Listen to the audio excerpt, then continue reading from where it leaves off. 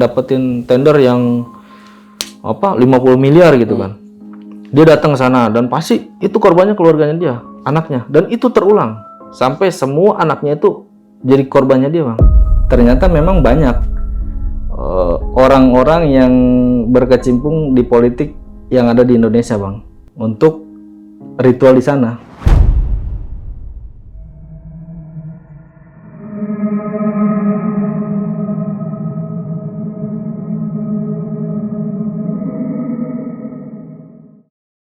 Assalamualaikum warahmatullahi wabarakatuh. Balik lagi bersama gue Nardi di obrolan tengah malam. Semakin malam, makin seram.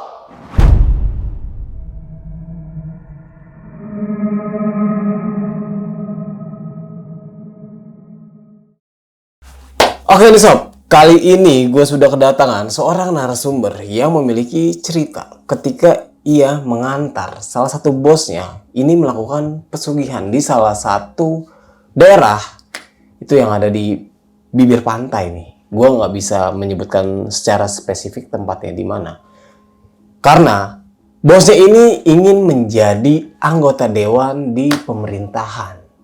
Penasaran nih dengan siapa narasumbernya? Langsung aja kita sapa. Selamat malam, Bang Roy. Selamat malam, Bang Nardi. Apa kabar nih, Bang? Alhamdulillah sehat, lebih baik. Alhamdulillah, Bang. Ini Siap. sebenarnya cerita ini sangat sensitif nih, Bang ya. Sangat sensitif. Oke, makanya lu memakai kacamata sama masker. Siap. Bang, ini kan kejadian lu nih udah lama banget nih ya.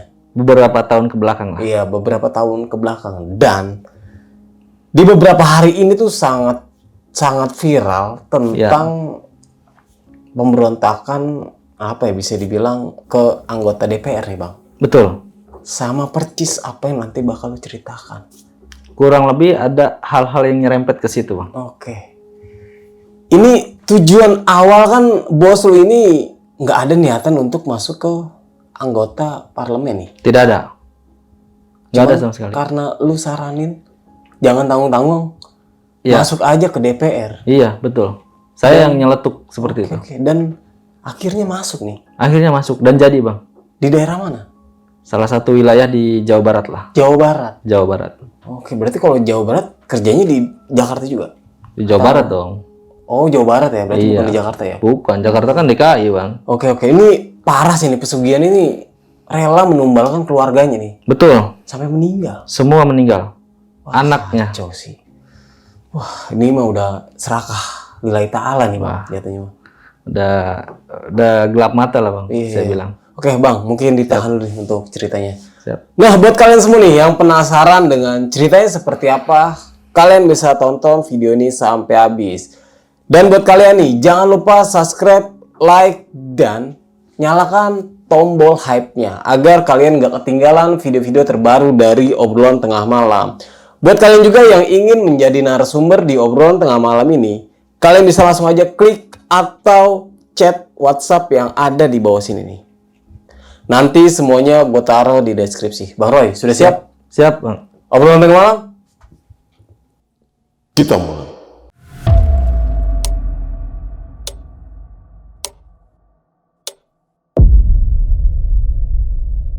Jadi awal mulanya begini, Bang. Saya kan sebelumnya memang hanya bantu-bantu ibu saya di warung. Kebetulan ibu saya punya warung nasi. Oke. Ala-ala Sunda seperti itu, banyak lesehan, kursi-kursi, balai-balai seperti itu. Memang banyak juga orang-orang yang suka nongkrong di situ untuk pertemuan dan lain sebagainya, kayak gitu. Nah, saya dipertemukan dengan salah seseorang ini memang di situ, Bang.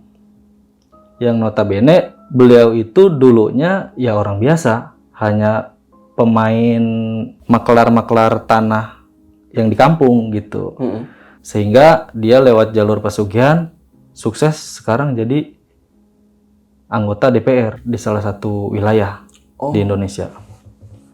Oke. Dari jalur pesugihan itu dia bisa sukses gitu. Dan awal mula pertama kali saya kenal sama beliau di warung itu, beliau itu awalnya kan cari kontrakan untuk si istri mudanya waktu itu.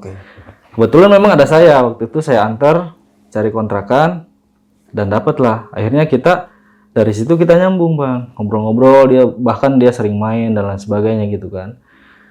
Hingga suatu saat dia itu ngajakin saya untuk main-main kayak gitu kan, kemana gitu, nganter-nganter dia aja. Jadi supirnya gitu.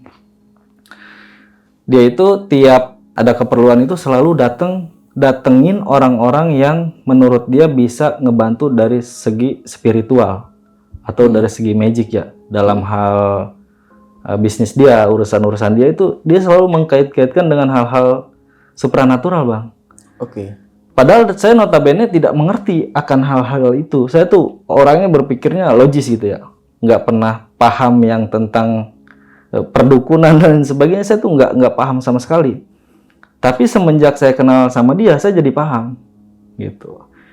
Nah, jadi dia tuh setiap perjalanan langkah bisnisnya tuh selalu datang dulu ke tempat guru-gurunya dia, entah dukun kah ataupun kiai ataupun ustadz, dia pasti datang untuk minta sekedar doa, untuk minta sekedar air, untuk minta sekedar jimat-jimat yang menurut dia bisa meluruskan jalan dia untuk berbisnis. Seperti itu. Terus seiring berjalannya waktu juga saya kan sering banget sama dia tuh jalan untuk survei lokasi, untuk ketemu klien-klien dia, calon-calon pembeli tanah gitu kan. Nah, jadi sebelum dia ada jadwal pertemuan dengan pihak owner pembeli tanah itu, dia pasti datang dulu bang ke tempat dukunnya dia, minta petunjuk. Misalkan dia itu dikasih minyak atau dia dikasih air supaya cara bicara dia, body language dia itu orang itu tersugesti gitu kan. Dengan hal-hal mistisnya dia itu memang orangnya percaya banget. Dan itu semua dia lakukan ternyata kurang begitu berhasil bang.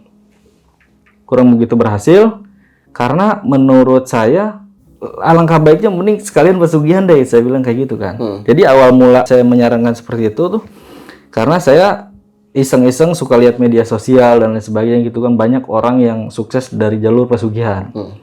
Awalnya memang saya bercanda sama dia kan, saya bilang bos, mending kalau kayak gitu sekalian aja pesugihan, saya bilang gitu kan. Saya tahu nih tempatnya, cuman saya nggak tahu persis detailnya seperti apa, cara pelaksanaan dan lain sebagainya. Saya nggak tahu, saya bilang gitu kan. Karena dia mindsetnya memang percaya akan hal-hal goib dan tentang mistis, akhirnya dia mau bang. Mau dan minta antar ke saya untuk ke sana gitu kan. Untuk datengin tempat itu. Salah satu wilayah di Pulau Jawa, di ujung selatan, sebuah pantai yang memang orang sana ataupun orang-orang di luar sana juga mengkeramatkan pantai itu. Karena saya lihat di media sosial ya tempat itu gitu kan.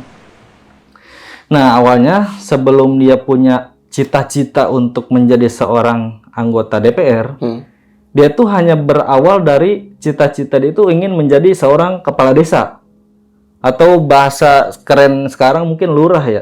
Saya juga pribadi bukan merasa diri saya itu lebih pintar dari dia, tidak. Cuman memang saya bisa taker kapasitas kemampuan dia, cara berpolitik, cara berbicara dan lain sebagainya, saya juga udah pahami dia gitu kan. Hanya berangkat dari orang yang sederhana, orang dari desa, tidak punya tujuan untuk menjadi seorang anggota DPR. Akhirnya di situ saya bilang sama beliau, kalau mau pesugihan jangan nanggung bos, mending nyalon anggota dewan, saya bilang gitu kan. Ataupun mau calon bupati pun sekalian, saya bilang. Karena kalau hanya sebatas pesugihan, mengorbankan keluarga hanya untuk menjadi seorang kepala desa, itu sangat kecil, saya bilang. Akhirnya dia semakin terpacu tuh atas omongan saya. Karena sebenarnya saya juga orangnya nggak percaya akan hal-hal seperti itu bang. Tapi dia yang lebih yakin akan omongan saya. Akhirnya kita sama dia tuh jadwalkan untuk datengin tempat itu. Datengin ke tempat itu karena dia juga belum begitu banyak uang waktu itu, masih level-level sederhana. Akhirnya saya sama beliau itu putuskan untuk modal bang, cari modal. Kita kesana kemari pinjam, akhirnya ujung-ujungnya kita ngejual motor bang untuk pergi ke sana. Ya kita dapat uang itu kurang lebih sekitar 3 juta 4 jutaan seingat saya waktu itu kan. Itu kan terjadi. Oh ya, saya itu kenal sama dia itu awalnya di tahun 2021 bang. Awal yang saya ketemu di warung itu 2021 pada saat pencalonan itu kan 2024. Nah selama saya kenal sama beliau ya hanya sebatas main, kalau dia ada keperluan saya diajak gitu kan. Kalaupun tidak ya sudah tidak. Itu pada saat kita pertama kali berangkat itu di hari Selasa. Di hari Selasa kita berangkat dan sampai di sana itu kita juga kaget.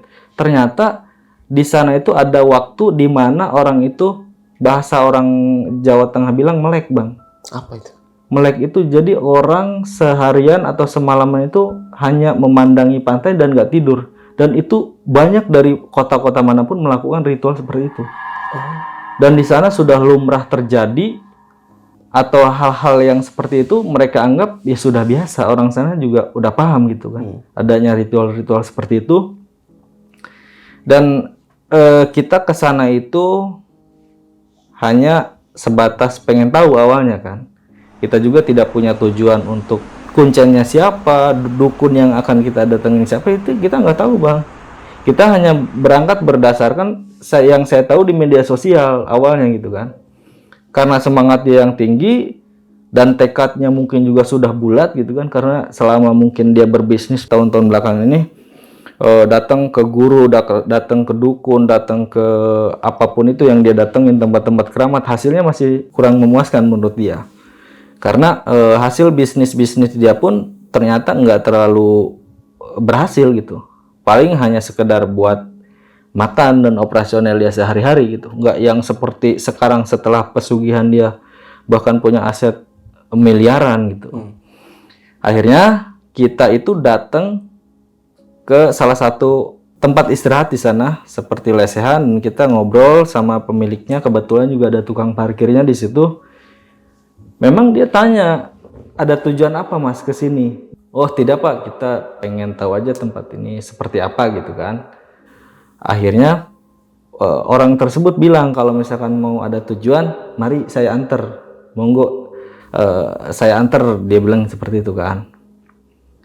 Akhirnya si beliau ini setuju, ayo kita datengin, diantar lah bang sama yang kita ketemu di warung tadi ke tempat kuncen tersebut. Jadi pada saat kita datang ke sana itu saya nunggu di salah satu ruangan yang dimana ruangan tersebut ternyata juga sudah banyak orang dan bukan cuma kita aja bang yang punya tujuan, mungkin masing-masing berbeda tujuannya lah.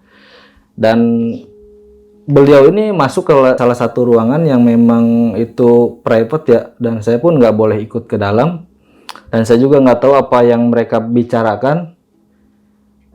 Di balik itu juga saya sedikit terheran-heran dan kaget juga ya bang ya, karena memang ukuran tahun-tahun lalu mungkin menurut saya itu ya tidak akan mengada-ngada ya. Ada seseorang dan mungkin banyak yang saya lihat di foto-foto yang dipajang itu, ternyata memang banyak orang-orang yang berkecimpung di politik yang ada di Indonesia bang untuk ritual di sana. Mungkin juga kalau misalkan saya sebut di sini juga abang pasti kenal orangnya, tapi memang saya lihat itu orang-orang tersebut ya datang ke tempat itu. Ternyata saya juga sedikit terheran-heran dan kaget ya, kenapa seperti ini, dan bingung juga apa yang mereka lakukan gitu. Apakah untuk kekayaan kah atau untuk jabatan kan dan sebagainya, mungkin persepsi saya untuk itu kan. Nah, singkat ceritanya setelah beliau konsultasi di salah satu ruangan tersebut, akhirnya dia makin percaya bang dengan dukun tersebut. Akhirnya kita putuskan setelah selesai dari sana di hari pertama itu memang kita tidak melakukan ritual apapun bang. Tapi kata dia kita balik lagi nanti ke sini malam Jumat. Nah kita nggak pulang bang, kita nyari penginapan di luar sampai nunggu hari itu tiba. Akhirnya singkat ceritanya hari yang kita tunggu ini tiba nih bang. malam Jumat ya. Jadi Kamis sore itu kita datang lagi ke tempat tersebut. Kita datang lagi ke tempat tersebut, ya sama seperti hari pertama kita datang, saya suruh nunggu di luar dan lain sebagainya. Dia tetap di dalam ruangan kuncinya gitu kan. Apa yang mereka lakukan, apa yang mereka bicarakan saya juga nggak tahu. Akhirnya malam tiba, waktu itu sekitar jam 11. Jam 11 malam. Semua apa yang dibicarakan di dalam mungkin saya juga tidak tahu, itu sudah tersedia semua Bang, lengkap. Seperti apa ya, tumpeng, sesaji dan sebagainya gitu. Akhirnya pas tepat setengah 12 itu kita dibawa ke bibir pantai. Dan di bibir pantai tersebut juga bukan cuma kita Bang, cuman memang kita posisikan diri kita tuh berjauhan dengan orang-orang yang lain yang juga punya kebutuhan di situ untuk ritual ya. Entah apa yang mereka lakukan kita juga nggak tahu. Kepentingan mereka yang kita tidak tahu juga menurut saya sangat janggal gitu. Seperti orang tengah malam perempuan mandi berpakaian seperti ronggeng, sinden, seperti itu banyak Bang. Random banget orang-orang di sana. Ada yang juga pakai pakaian seperti dinas PNS yang berendam di situ di bibir pantai Bang, malam-malam jam 12 malam waktu itu. Dan akhirnya ketika pas di bagian saya, kembali ke cerita saya, dia itu tidak disarankan untuk mandi di pantai justru Bang.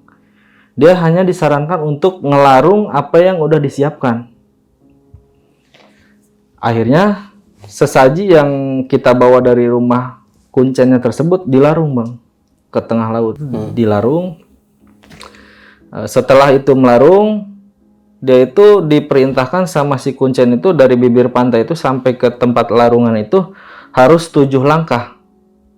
Dari bibir pantai itu dia harus 7 langkah ke depan, jangan pernah noleh ke belakang sampai larungan itu selesai dan kembali lagi ke titik awal kita berdiri. Posisi saya waktu itu saya agak sedikit jauh memang, tapi saya masih kelihatan.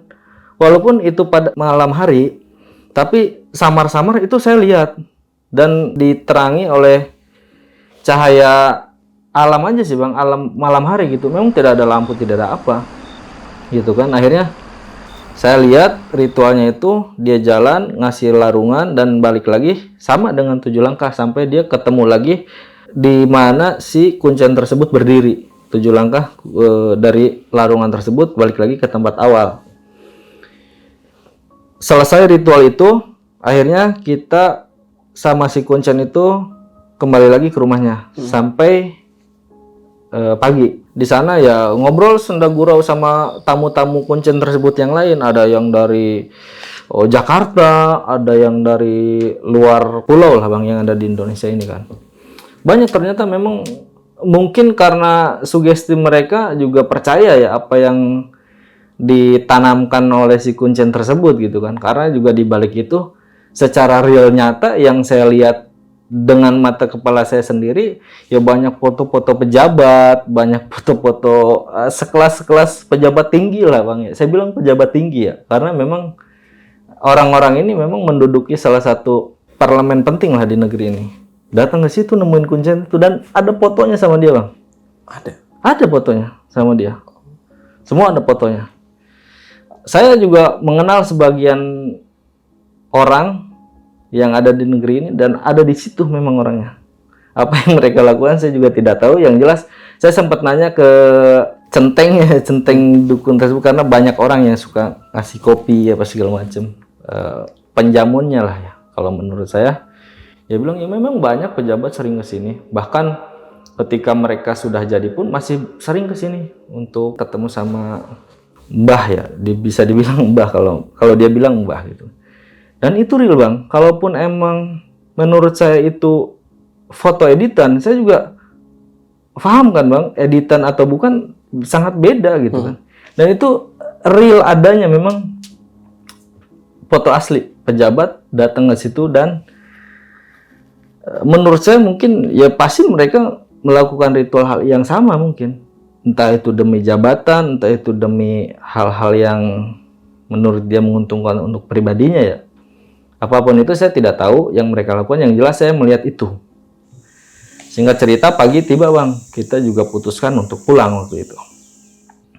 Pulang kita perjalanan lumayan jauh karena dari daerah saya ke situ juga hampir 13 jam Bang, bawa kendaraan pribadi.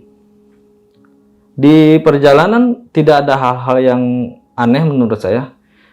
Dirasa apapun tidak, ya tidak ada memang. Ya cuman capek aja karena kita ritual malam apa segala macam, perjalanan jauh. Nah, yang bikin saya terheran-heran dan kaget itu justru ketika sampai rumah beliau, Bang. Yang dikagetkan itu sampai rumah ada bendera kuning, Bang. Bendera kuning? Iya, bendera kuning ternyata anaknya meninggal. Anaknya meninggal itu kejadiannya persis sekitar 4 jam sebelum kita sampai rumah. Jadi anaknya tuh pulang sekolah dan kelindas truk, kecelakaan. Itu anak yang pertama kali mungkin menurut saya jadi tumbal hasil dari pesugihan dia yang semalam yang dia lakukan. Nah, saya tanya ke beliau setelah kejadian itu, biasa kita masih berduka ya Bang ya, saya juga nggak terlalu berani intens nanya-nanya sama dia. Suatu ketika keadaan udah sedikit sepi, saya temuin dia dan mungkin ini hasil yang dilakukan di sana, saya bilang gitu kan. Dan mudah-mudahan setelah ini memang ada keajaiban datang tiba-tiba, terbukti apa yang dilakukan di sana terwujud. Nah, saya tuh tanya, apa sih emang hal-hal yang kamu bicarakan di ruangan kuncen itu apa? Saya bilang gitu. Dia bilang bahwasanya ya ketika memang kita sepakat dan bersekutu dengan alam lain di sana, ya apapun tujuan saya pasti terkabul, kata kuncennya itu. Dia yang bilang, Bang. Oh gitu. Terus ada tanda-tanda gak kalau anak kamu mau meninggal? Saya bilang kayak gitu kan. Karena saya dengan beliau juga sebetulnya umurnya nggak terlalu jauh Bang. Kenapa juga dia sering ngajak-ngajak saya tuh karena saya orangnya sedikit aware ya, asik gitu buat diajak kemana-mana mungkin menurut dia ya. Akhirnya setelah saya tanya itu apa yang dia firasatkan ketika sebelum anaknya meninggal itu, jadi dia bilang pada saat dia di ruangan si kuncen tersebut memang ruangannya sedikit mistis, banyak benda-benda mistis lah di dalam ruangan tersebut. Ya mungkin ruangan dukun kita bisa gambarin ya Bang seperti apa gitu kan. Agak klinik lah ya. Agak sedikit creepy gitu kan. Akhirnya dia itu diperintahkan untuk pejamkan mata, apa yang dia lihat, apa yang dia dipertunjukkan di mata batin dia, itulah petunjuknya. Si kuncennya bilang seperti itu, kata dia. Lalu gimana, saya bilang? Nah, ya udah, gue pejamin mata aja katanya. Terus ada mantra-mantra tertentu gak, atau ritual-ritual tertentu? Nggak ada, cuman saya disuruh menjamin mata apa yang saya pengen gitu. Saya sebutin aja, saya pengen jabatan, saya pengen kaya, saya pengen punya ini, disebutin kata dia, hanya sebatas itu. Nggak ada mantra-mantra khusus yang si kuncen itu kasih ke dia. Tapi padahal di situ nggak ada apa-apa, dia bilang gitu kan. Hanya saya ngadep tembok, di situ juga cuman ada gambar Ratu Pantai Selatan gitu kan. Dan tidak ada apa-apa, memang saya hanya duduk menghadap tembok, suruh menjamin mata. Nah, pada saat memejamkan mata, dia itu dihadapkan dengan satu buah nangka, Bang. Buah nangka. Itu seperti ada gambaran buah nangka, dia bilang seperti itu, di atas meja. Dan di situ dia dikasih golok, gitu. Ada yang ngebisikin ke dia bahwasanya nangka itu silahkan belah dan makan buahnya. Dia ambil itu golok dan dia belah, lalu dia makan buahnya. Setelah dia makan, itu muncul gambaran anaknya, menurut dia Bang, yang meninggal itu.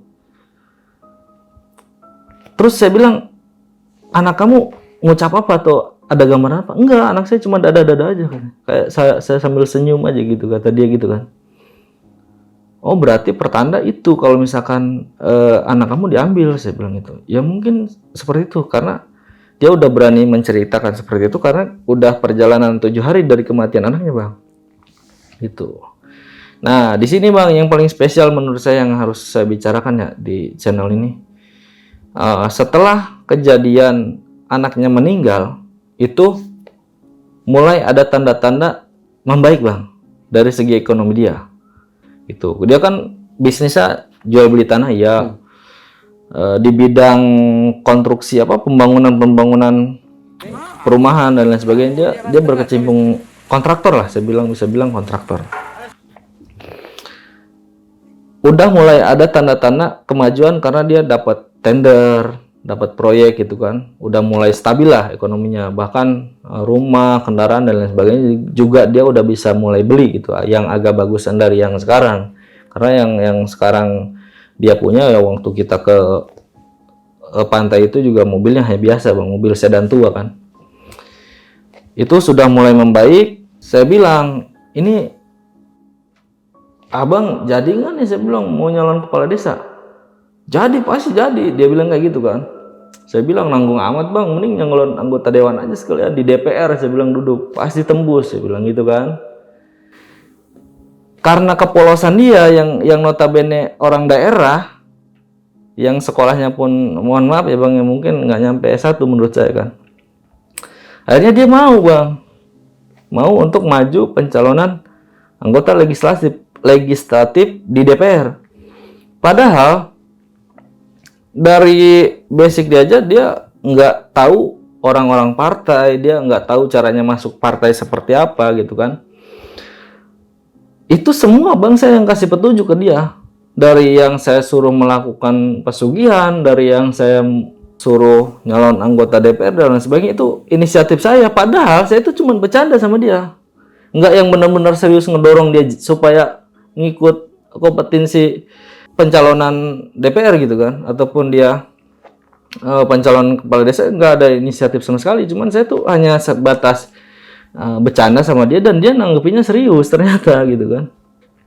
Akhirnya setelah dia punya keinginan dan juga ekonominya udah mulai agak sedikit stabil, di situ saya juga mulai, yaudah kata dia cariin deh channel supaya saya bisa masuk daftar deh jadi anggota dewan.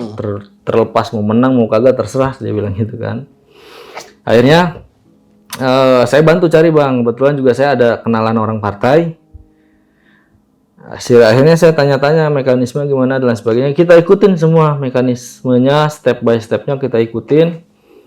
Dan tiba pada saatnya pencalonan itu udah mulai makin deket nih Bang. Karena kan dia itu duduk di sana itu di yang periode 2024. Kita dari 2023 tuh udah nyari channel Bang. Gitu kan. Terus saya bilang, bos kalau misalkan di DPR, kalau independen agak repot, saya bilang. Harus masuk partai. Saya cari, saya dapat, dia masuk partai. Gimana ya Bang, dia kan orangnya nggak terlalu terkenal ya. Bahkan ya nggak pada kenal siapa dia gitu kan. Di kampungnya juga dia nggak terlalu terkenal. Apalagi mungkin di luas wilayah ya, yang notabene kabupaten gitu kan.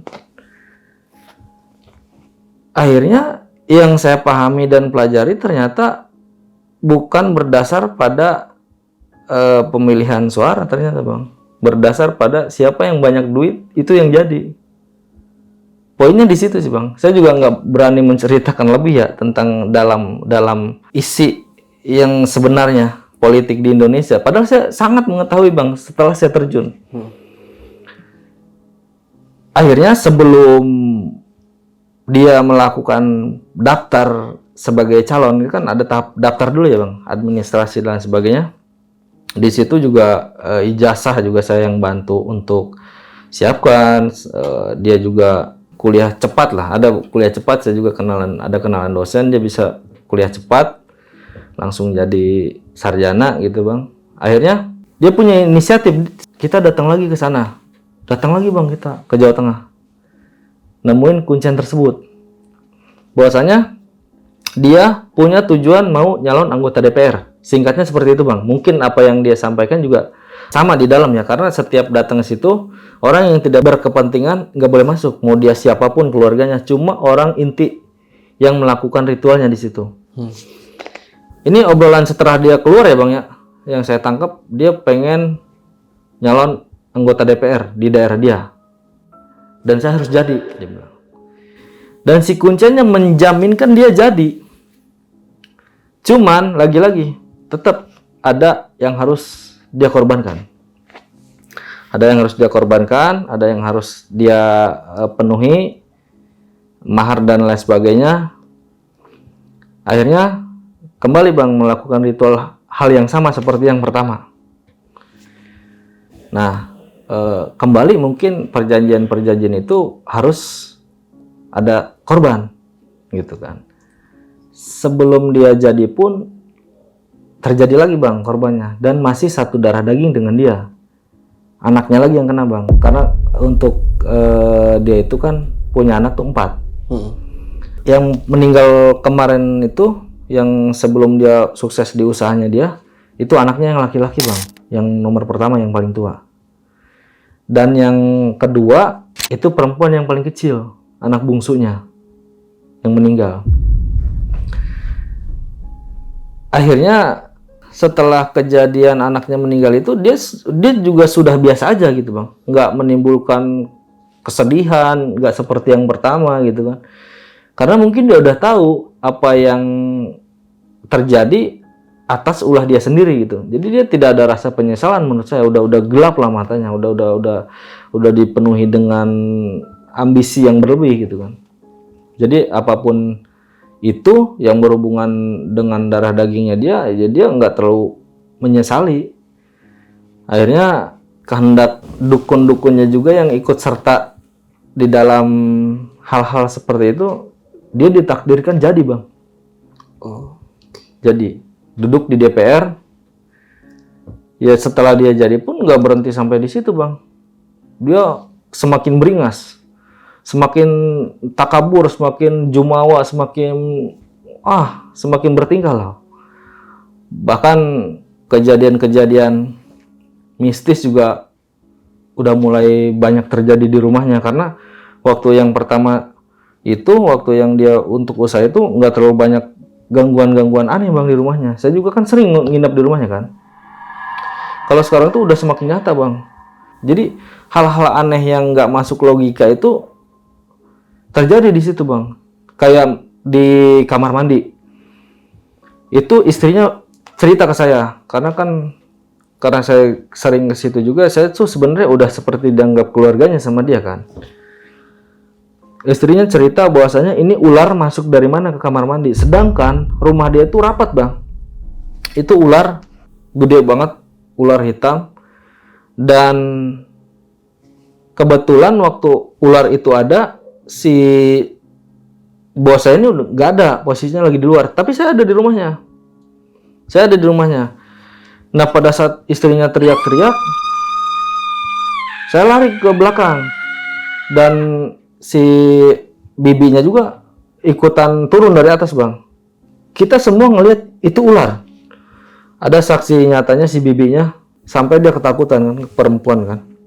Akhirnya saya baca doa apapun yang saya bisa Bang waktu itu. Saya ambil air, bisa baca, saya tipin ke air itu. Saya siram itu ular, itu hilang Bang ularnya. Hilang. Memang secara logika nggak masuk nalar ya. Saya yang notabene saya orangnya selalu berpikir logis. Jadi saya udah terpengaruh hal-hal supranatural di situ, di rumah itu. Karena apa Bang? Karena saya menyarankan dia untuk pesugihan, saya menyarankan dia untuk bersekutu dengan iblis. Itu tuh sebenarnya hanya bercanda, nggak terlalu serius. Tapi dia menanggapinya serius karena dia juga emang sebelumnya udah percaya. Karena juga emang sebelumnya kan kalau bisnis apa segala macam dia selalu datang ke gurunya gitu, minta petunjuk apa segala macam. Jadi pada saat saya bicara seperti itu dia malah percaya kan. Akhirnya kejadian-kejadian itu banyak terjadi Bang, seperti istrinya mau masak gitu sama si bibinya, tiba-tiba beras itu jadi belatung. Tapi orang awam melihatnya itu beras, tapi sugesti dia pikirannya itu belatung. Gitu. Dan bukan berhenti di situ aja. Jadi rumah itu udah gak nyaman menurut istrinya, karena saya sering ngobrol juga kan. Jadi saya ikut kerja sama beliau itu sampai dia jadi anggota DPR Bang. Nah, setiap apa yang dia lakukan seperti bisnis, kontraktor dan lain sebagainya, kadang tuh yang bicara di depan itu kadang saya, Bang. Karena apa ya? Karena dia basic dari daerah, berbicara juga kurang begitu fasih. Jadi kadang kalau ada keperluan untuk negosiasi dengan pihak tender, kadang dia mewakilkan ke saya. Saya tuh udah seperti protokolernya dia aja gitu. Nah, yang bikin saya merasa tidak nyaman juga, jadi dia itu udah mulai benar-benar beringas, Bang. Jadi setiap ada kejadian atau setiap dia punya tujuan tertentu untuk mendapatkan hasil yang banyak, dia pasti minta antar ke saya dan datang ke sana. Walaupun ritmenya ini semakin dekat gitu, Bang. Kayak 3 bulan sekali dia mau pengen dapetin tender yang 50 miliar gitu kan. Dia datang ke sana dan pasti itu korbannya keluarganya dia, anaknya. Dan itu terulang sampai semua anaknya itu jadi korbannya dia, Bang. Meninggal secara nggak wajar semuanya pokoknya. Ada yang tiba-tiba sakit panas meninggal, ada yang tiba-tiba kesedap makanan meninggal. Yang paling sedih itu menurut saya yang nomor 3 anaknya tuh, yang terakhir meninggal. Karena meninggalnya itu di dalam kamar mandi, dia kepalanya itu masuk ke ember, Bang. Kepeleset katanya kejang jadi masuk ke ember, nggak ada yang lihat gitu. Anak kecil kan main-main air gitu kan, Bang, nggak ada yang lihat, meninggal. Dan itu periodenya tuh berdekatan, bahkan orang-orang di lingkungannya pun sebenarnya aneh, Bang. Sebenarnya sebagian masyarakat mungkin tahu ya, tiba-tiba dia yang berangkat dengan orang biasa, usahanya hanya makelar, tiba-tiba wow gitu, Bang. Tiba-tiba jadi sultan, banyak uang, jadi duduk di parlemen di Indonesia gitu kan. Nah, apa sih yang bikin orang berasumsi bahwasanya ini udah menyimpang nih? Nah, yang orang bikin berasumsi dia menyimpang itu adalah ketika kejadian periode anaknya meninggal ini selalu berdekatan gitu. Dari yang pertama juga jarak ke yang kedua cuma 6 bulan. Korban kedua ke yang ketiga itu juga cuma hitungan 2-3 bulan gitu, Bang. Jadi setiap dia mau dapat uang besar itu dia pasti korbankan anaknya. Korbankan darah dagingnya gitu. Akhirnya semakin nggak kebendung, Bang. Apa yang dia dapat dari perilaku dia pesugihan itu benar-benar semakin meningkat lah hasilnya. Bahkan mungkin nggak ada nilainya, mungkin uang 1 miliar di mata dia sekarang, Bang. Karena sampai sekarang pun yang saya lihat ya, karena saya juga keluar sama dia itu kan di Desember 2024. Dia ngejabat beberapa bulan, saya putuskan buat keluar gitu kan. Nah, dia juga sama saya itu royal, Bang, karena memang mungkin ucapan terima kasih dia juga ke saya gitu kan. Dia bisa jadi sampai sekarang. Kayak dia ngasih hadiah ke saya kendaraan, ngasih hadiah ke saya. Kalau uang sih udah nggak bisa dihitung ya, Bang, nggak bisa disebut lah nominalnya. Tapi memang ekonomi saya pun jujur, Bang, jadi terbantu. Tapi di balik itu batin saya juga ngerasa ngeganjel gitu. Apa yang dia dapat, apa yang dia peroleh itu atas saran dari saya, dan saran itu nggak baik ternyata. Akhirnya titik balik dari kejadian itu, ada hal yang saya bikin kecewa berat sama dia ketika memang saya putuskan benar-benar untuk lepas dari dia. Waktu itu pertama itu saya ingin putuskan keluar dari dia sebagai supir sekaligus ajudan dia, kemanapun dia pergi saya temenin. Karena menurut keluarga saya jalannya udah nggak benar, udah nggak baik, kamu keluar aja. Setiap saya mau keluar saya dijanjikan, Bang, siapa sih orang yang nggak tergiur gitu kan. Gak usah keluar, kamu mau beli mobil apa dibeliin sama dia, Bang. Nggak usah keluar, kamu mau beli motor apa, nggak usah keluar, kamu mau minta uang berapa dibeliin. Jadi saya tuh susah sebenarnya lepas dari dia. Di satu sisi juga penghasilan gaji juga lumayan besar gitu kan sebagai ajudannya dia. Tapi di sisi lain batin juga berperang gitu, Bang, dengan hal-hal yang tidak nyaman di pikiran saya. Hingga akhirnya saya kecewa itu pada saat saya menemukan sesuatu di dalam tas dia yang sering dia bawa. Dia itu ada rapat, Bang. Ada rapat dan kebetulan saya nunggu di mobilnya dia. Saya nggak sengaja lihat tasnya itu kan nggak terlalu kekunci, Bang. Tas laptop biasa itu yang hitam. Ada laptop padnya dia itu kelihatan sama saya agak sedikit keluar. Saya khawatir padnya itu jatuh ke bawah gitu, Bang. Akhirnya saya masukin ke dalam. Dan pas saya masukin ke dalam itu saya buka sedikit, ada sebuah foto, Bang. Ada sebuah foto yang bikin saya kaget dan sampai saya gemeteran. Itu foto itu ternyata foto keluarga saya, Bang. Saya, istri saya, dan anak-anak saya. Tujuan dia apa nyimpen foto itu kan? Iya. Di foto itu juga ada spidol merah ya, Bang. Ada coretan X di salah satu anak saya, Bang. Akhirnya saya makin bertanya-tanya nih, kenapa dia melakukan seperti itu? Kenapa ya? Atau dia nggak sengaja nemuin itu? Nggak mungkin. Karena seingat saya itu saya pernah status di media sosial saya, pasang foto keluarga saya dan dia comot kayaknya foto saya itu kan. Dia X merah anak saya yang paling bungsu. Dicoret merah gitu, Bang. Warna merah, spidol merah, dicoret.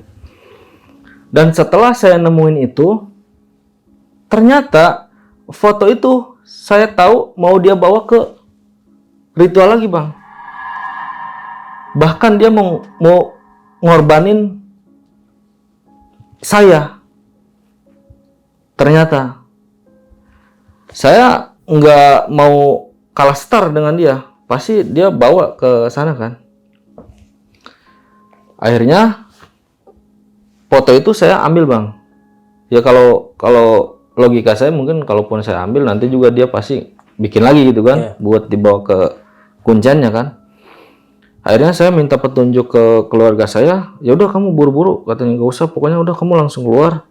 Kamu datengin deh salah satu ustadz di, saya sebut aja daerahnya, di Banten, dia bilang. Saya langsung, Bang, malam itu langsung saya tinggalin tuh, Bang, dia lagi rapat, mobilnya saya tinggalin. Saya langsung pulang. Dia nelponin saya, enggak, saya gubris, enggak saya angkat. Mungkin dia udah pulang, saya nemuin saya ke rumah, saya nggak ada. Saya sama keluarga saya semua ke Banten minta petunjuk gimana untuk ngelepasin ini gitu kan. Akhirnya saya dikasih petunjuk. Saya nggak pernah cerita, Bang. Bahkan saya pertama kali ketemu sama orang ini juga baru pertama kali. Dan dia sudah tahu semua apa yang saya alamin. Dia tahu bahwasanya saya kerja di salah satu orang dengan punya jabatan dan kamu juga bakal jadi korbannya dia. Dan di situ saya kaget. Apa yang saya temukan itu teka-tekinya terjawab, Bang. Bahwasanya anak kamu tuh akan dijadikan tumbal oleh dia. Tanpa saya cerita sebelumnya bahwasanya anak saya itu akan dijadikan korban, itu ada foto yang dicoret merah. Enggak saya cerita, tapi dia udah tahu, Bang. Saya baru ucap salam dan lain sebagainya, dia udah tahu tujuan kamu kesini mau ini.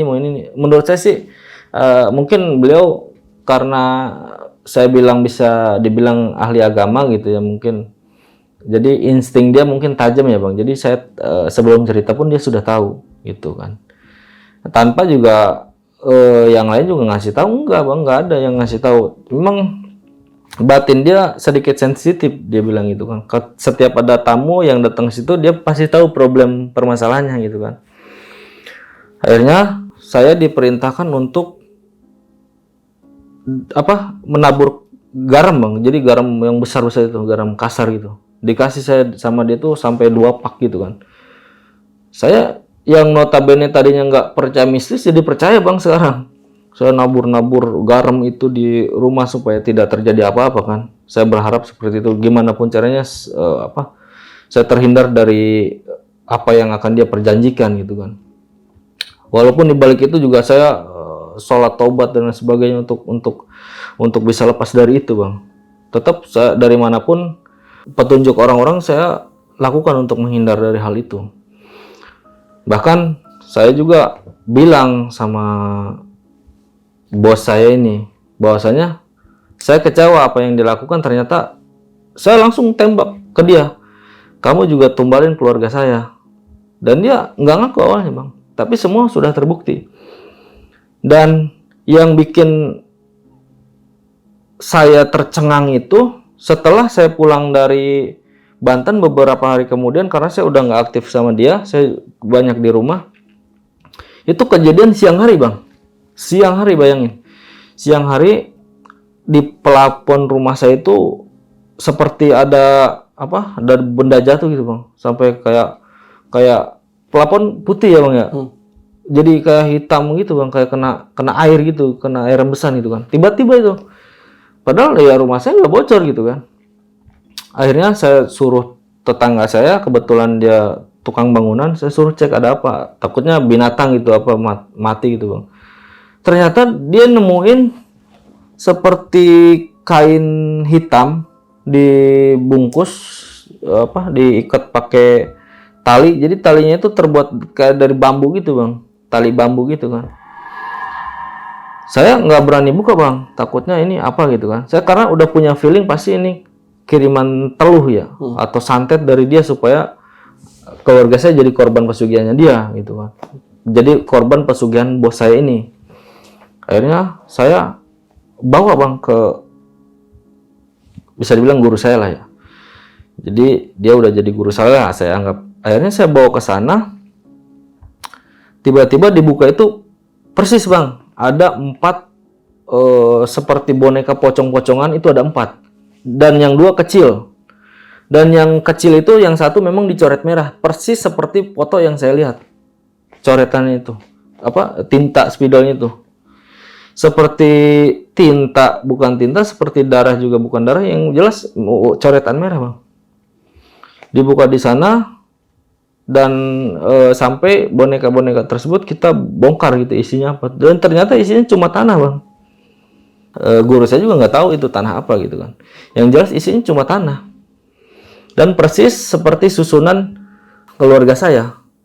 Di situ ada yang besarnya 2 boneka-boneka itu kan. Ada yang kecilnya 2, dan yang agak sedikit kecil dia yang coret itu persis seperti anak saya yang paling kecil gitu kan, yang dia coret di foto yang saya temukan. Gitu. Akhirnya jadi berbalik sekarang apa, terakhir itu saya malah berperang sama beliau bang, hingga akhirnya saya sampai sempat ribut sama dia, cekcok dan sebagainya. Kenapa dia tega? Dia sempat mengakui dan dia juga awalnya minta maaf sama saya gitu kan, tapi setelah kejadian itu pun gangguannya masih ada bang. Bukan cuma kita nemuin apa, benda-benda seperti itu di bungkusan itu, bukan. Jadi setiap malam anak saya ngejerit, pokoknya setiap habis maghrib ngejerit, nggak tahu penyebabnya apa, tiba-tiba ngejerit. Nanti sampai 1 jam baru reda. Nanti besoknya muntah-muntah, besoknya kayak di makanan yang udah dimasak basi gitu bang, beras, nasi yang udah dimasak tiba-tiba baru sejam udah basi, nggak bisa dimakan bang. Pokoknya mungkin dibikin susah kali saya. Akhirnya saya berunding dengan keluarga saya, gimana nih, saya harus gimana. Ya udah, kamu datang lagi ke guru kamu, kata saudara saya kan, saudara-saudara saya. Ya udah, saya datang lagi ke sana. Segala bentuk apa yang kamu peroleh selama kamu kenal sama dia, selama kamu bekerja sama dia, itu harus kamu hilangkan.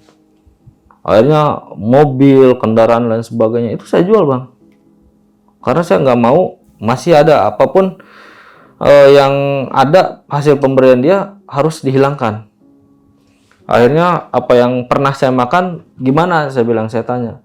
Ya udah, kamu dikias aja, dikias katanya, di apa, kamu niatkan sedekah supaya itu jadi ladang penebusan dosa kamu, sedekah ke anak yatim, ke masjid dan sebagainya. Karena guru saya ini lurus menyarankan sesuatu hal yang berdasar pada agama gitu bang. Nggak sama sekali di pikiran saya hal-hal yang menyimpang gitu kan. Kayak seperti garam, dia jelasin garam itu bahwasanya fungsinya untuk ini, dan memang dari sejarah agama pun menyarankan untuk ruqyah dan lain sebagainya seperti itu bang. Jadi menurut saya lurus lah ini. Makanya saya benar-benar ikutin petunjuknya. Dan sebelum rumah saya dijual itu kan awalnya setiap ada yang lihat saya antar, tiba-tiba uang udah dibawa nih bang, uangnya tiba-tiba gak jadi gara-gara anaknya ngelihat makhluk halus katanya di depan kamar mandi. Dia bilang kayak gitu bang. Kejadian yang mau lihat rumah saya itu 3 orang yang mundur bang. Itu posisinya mereka sudah siap transaksi. Di WA itu udah kenceng bang ke saya, udah pokoknya deal bang dengan harga segitu nggak akan saya nego lagi gitu kan. Tiba-tiba dia ngerasain kok rumahnya panas ya, ternyata gini gak jadi. Terus yang ngelihat sosok makhluk halus itu 2 orang. Yang terakhir itu dia sama istrinya doang berdua. Istrinya kesurupan bang di rumah saya, kesurupan sejadi-jadinya, bahkan saya juga bingung kenapa gitu kan. Akhirnya batal juga gitu kan. Ya ujung-ujungnya saya minta doa lagi sama guru saya supaya bersihkan ini rumah, dan alhamdulillahnya bisa terjual gitu bang. Semua saya keluarkan, semua saya jual-jualin. Dan kejadian-kejadian mistis yang terjadi juga saya anggap itu suatu hal yang bodoh dan perilaku dosa saya mungkin nyuruh dia untuk pesugihan. Karena kejadian-kejadian mistis yang di rumah saya alami itu setelah saya keluar sama dia tuh semakin kenceng bang. Kayak saya tiba-tiba lagi tidur ngerasa ditindihin benda besar seperti didatengin makhluk halus. Saya pernah bawa motor karena semua aset-aset saya yang pemberian ini saya keluarin bang, saya jual-jualin. Saya bawa motor, tiba-tiba seperti kayak digelantungin orang itu bang, berat banget dan itu besar banget. Saya nggak berani nengok ke belakang. Tiba-tiba pas sudah sampai rumah, punggung saya ini panas bang. Punggung saya ngerasa benar-benar panas seperti melepuh. Pas saya buka baju saya, dilihat ternyata betul bang. Di sini tuh sampai sekarang masih ada buktinya bang. Seperti luka terbakar gitu bang. Melepuh-melepuh. Ini saya masih pakai Hansaplast. Di sini juga ada nih bang. Tuh masih ada sampai sekarang. Jadi seperti rasa panas terbakar gitu semenjak itu. Jadi kejadian-kejadian goib yang saya rasakan itu benar-benar nyata bang setelah saya keluar dari dia. Walaupun dengan saya keluar itu endingnya dia juga sekarang posisinya masih menjabat sebagai anggota DPR. Kekayaan dia juga semakin meningkat, entah mungkin dia mengorbankan siapa saya juga udah nggak tahu. Dan alhamdulillahnya dia udah nggak ngejar-ngejar saya lagi bang, gitu kan. Terus juga segala bentuk keburukan seorang anggota legislatif atau saya bilang anggota DPR itu juga saya tahu gitu kan, betapa beringasnya mereka, betapa jahatnya mereka untuk memuaskan nafsunya dia kan.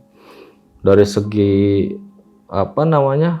dunia malam, dari segi politik berbisnis, dari segi untuk memeras orang, dari segi hal goib, dari segi apapun dia lakukan. Dengan cara apapun dia lakukan, walaupun mungkin tanda kutip ya bang ya, di luar sana mungkin ada anggota-anggota DPR yang punya jalan lurus, pemikiran yang lurus. Saya sih tidak mencap jelek ya, ini kan landasannya berarti bukan pada substansi dia sebagai anggota dewan, tapi berlandas pada pribadi dia yang memang dia punya ekspektasi yang berlebih karena terlalu percaya dengan hal-hal goib. Terlepas dari dia melakukan hal-hal politik itu kan ya mungkin salah satu cara lah jembatan dia supaya dia banyak duit. Itu aja sih bang. Jadi ya bang, kesimpulannya sih menurut saya ini hal-hal yang bodoh, dan juga jangan pernah kita sesekali walaupun dalam ranah bercanda kita untuk melakukan hal-hal yang gila menurut saya. Apalagi di dunia pesugihan jangan deh. Karena makhluk halus atau hal-hal goib atau sihir, santet, guna-guna lain sebagainya kalau udah nempel ke badan kita, itu setengah mati kita ngelepasinnya bang. Oke nih, Bang Roy, tadi Siap. udah menjelaskan bagaimana ini Bang Roy membantu nih. Yang awalnya itu kenal cuman ya apa ya, bisa bilang spontan lah ya. Ini spontan. Nah, ini untuk pertanyaan ini tujuan si orang tersebut ke pantai selatan itu awalnya itu dia itu kenapa tuh, Bang? Tujuannya mungkin karena apa yang dia lakukan selama datang ke orang-orang ngerti spiritual, paranormal dan sebagainya, dukun dan sebagainya, itu nggak berhasil, Bang. Awalnya Awalnya nggak berhasil, sebelum dia putus bertujuan asa. menjadi anggota nih ya. Iya, dia putus asa, berbisnis dia mentok, gagal dan sebagainya. Saya sarankan seperti itu dan ada hasil. Tujuannya berarti poinnya adalah satu untuk jabatan dan satu untuk kekayaan. Karena pesugihan itu pasti untuk kekayaan, Bang. Iya, dan itu bener real terjadi. Real terjadi. Dan orangnya masih hidup sekarang. Masih jadi anggota. Masih anggota. Periodenya masih panjang, belum habis. Oke. Nah, kan si orang tersebut kan disuruh melakukan apa ya, bisa bilang pemenuhan saja nih. Ya, Nah, itu apa aja isinya, Bang? saya samar-samar ngeliatnya, Bang, nggak terlalu detail banget apa aja isinya. Yang jelas hanya sebatas tumpeng, terus juga apa bunga-bunga 7 rupa, sama yang saya lihat itu ada kepala kerbau, Bang. Kepala kerbau. Kepala kerbau. Itu yang nyiapin si Dukunnya, si kuncinya. dukunnya. Heeh. Karena kita terima beres, kita kasih mahar sesuai apa yang ada di dalam sesajen tersebut. Dan Mahal dong berarti ya. enggak, Bang. Justru perjanjian yang dia buat untuk ngasih mahar itu ketika sudah sukses. Makanya banyak orang yang mau datang untuk pesugihan. Karena dalam tanda kutip modalnya minim, Bang, untuk pesugihan. Jadi dimodalin dulu ya. Yang iya modalin dulu untuk beli kambing untuk beli kepala kerbau dan sebagainya, kan kita modalnya minim sebenarnya, pakai modal minim gitu. Oke. Nah, ini kan setelah ini kan Bang Roy ini mengantarkan dia untuk menjadi anggota DPR nih ya. Ya. Dia bertujuan seperti itu ya. Ya, Dan Bang Roy ini menyarankan. ya itu kan opsi aja sih, Bang. Iya. Opsi untuk apa, popularitas dia aja. Sebetulnya dia juga dari usahanya dia udah sukses, Oke. Dan akhirnya dia tuh berani terjun. berani terjun. Heeh. Yang awalnya bercanda nih. Yang awalnya bercanda. Oke. Dan yang lebih parahnya lagi, si orang ini benar-benar menumbalkan keluarganya sendiri. Betul. Itu sampai meninggal. Sampai meninggal semuanya. Nah, istrinya itu tahu nggak sih? Nah, ini menarik juga, Bang, berkaitan dengan endingnya. Tadi saya lupa mau sampaikan. Jadi di akhir anak-anaknya terakhir meninggal semua, dan saya udah keluar dari dia, baru saya temuin dia di luar dari rumahnya. Bahwasanya saya ceritakan bahwasanya bapak tuh melakukan ini, dan dia sampai shock, dan dia sempat pulang juga mungkin ke rumah orang tuanya. Tapi endingnya sekarang saya kurang tahu ya, dia apa balik lagi ke situ atau enggak, saya nggak tahu. Saya hanya sampaikan bahwasanya bapak tuh melakukan ini, Bu. Kenapa anak-anak ibu? Coba ibu pikir deh. Jadi saya hanya sebatas menyampaikan aja sih, Bang. Terus jawabannya seperti apa? Dia hanya kaget dan terdiam, dan dia nggak ngomong apa-apa. Dia sempat WA saya dulu, bahwasanya saya lagi pulang, Mas, ke rumah ibu saya mau tenangin pikiran, dia bilang gitu. Nah, ketika semua itu sudah terjadi nih, dan akhirnya Bang Roy ini mencoba untuk keluar dari orang tersebut ya, di dalam pekerjaan ini, karena Ya. menurut dari keluarga Bang Roy ini udah emang benar-benar tidak bisa, soalnya udah jalur haram lah Ya, ya. banget. Oke. Nah, hingga akhirnya keluarga Bang Roy ini sempet mau menjadi target selanjutnya nih, ketika Bang Roy ini tahu dari foto. Iya. Nah, selain foto itu ada lagi nggak sih? Ya itu, Bang, yang saya ceritain. Saya kan berangkat dari foto tersebut, saya bawa ke guru saya yang di Banten, dan setelah pulang dari guru saya itu serangan-serangan dia semakin brutal. Yang saya bilang tadi, saya nemuin boneka-boneka pocong itu persis seperti susunan keluarga saya. Oke. Ada saya, ada istri saya, ada anak saya, persis jumlahnya sama, dan dicoret merahnya juga sama seperti yang dipoto itu. Oke. Nah, selama itu gangguan itu apa aja sih Bang? Wah, banyak banget Bang. Kayak gangguannya seperti yang istrinya bos saya alamin aja. Seperti istri saya mau masak nasi, tiba-tiba berasnya jadi jadi ulat. Masak nasi tiba-tiba jadi basi. Kan secara logika baru dimasak nggak mungkin basi Bang. Bener. Terus juga kayak saya ketindihan makhluk halus, anak saya tiba-tiba sering ngejerit tiap habis maghrib. Seperti itu Bang, banyak gangguannya. Udah nggak masuk di logika ya. Nggak masuk di Nasi logika. berubah jadi ular itu kan jauh banget. Iya, betul. Ini kan masuk ke parlemen pemerintahan ya, anggota dewan ya. Iya. Maksudnya segampang itu masuk ke anggota dewan ini Bang. Awalnya justru saya juga nggak tahu Bang, karena saya sempat bilang sama dia, saya sempat nyeletuk ya, bukan saya menyarankan, sebetulnya celetukan biasa aja Bang, ketika kita ngobrol santai. Kenapa bos nggak usah nyalon kepala desa? Saya bilang nggak usah nyalon lurah, langsung aja jadi anggota dewan. Saya bilang mau jadi bupati ke jangan nanggung kalau cita-cita. Saya bilang betul juga ya, dia bilang kayak gitu. Akhirnya kan saya cari tuh Bang, link-link supaya bisa masuk ke partai. Ternyata masuk ke partai ataupun secara independen pun bisa gitu. Satu Bang poinnya, kalau mau masuk partai dan jadi anggota dewan, satu, selain integritas yang dimunculkan, dan integritas itu menurut saya nomor sekian, yang paling utama adalah duit. Duit. Sebodoh apapun dia, tidak terkenal pun dia, kalau ada duit dia pasti jadi. Pasti tuh. Pasti. Intinya kalau kita mau jadi seorang pejabat, kita harus banyak duit. Itu Kalau aja. nggak punya duit, Ya nggak bakal bisa Bang. oke. Kepintaran sekarang menurut saya, kepintaran itu nomor paling bontot lah. Terakhir lah ya. Terakhir. Pertama Duit. duit. Iya sih. Ya sekarang logika Abang kalau mau apa-apa duit gak Bang? Iya duit. Nah, kalau nggak ada duit nggak bisa kemana-mana. Nggak bisa Bang. Oke, karena nggak ada duit nggak bisa lancar jalannya. Nggak bisa lancar jalannya. Oke, nih Bang Roy. Kenapa dia, saya tambahin ya Bang, kenapa ekspektasi dia ketika dia duduk di parlemen, duduk menjadi seorang pejabat, harus banyak duit juga dengan jabatan dia. Karena apa yang dikeluarkan juga banyak Bang modalnya. Oke nih Bang Roy. Siap. Sekali lagi terima kasih nih Bang sudah mau hadir dan mau membagikan sebuah kisahnya nih ya. Ini kejadian di tahun 2022. 22. Oke. Bang, sebelum mengakhiri cerita kali ini, punya pesan-pesan nggak nih buat teman-teman yang nonton kisah Bang Roy?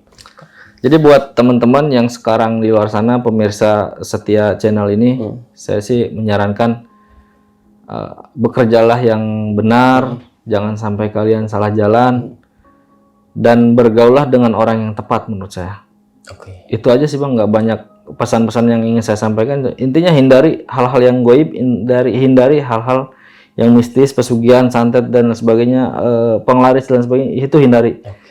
Karena itu awal dari penyebab kehancuran diri dia sendiri. Karena yang instan itu tidak baik ya Bang? Tidak baik. Oke.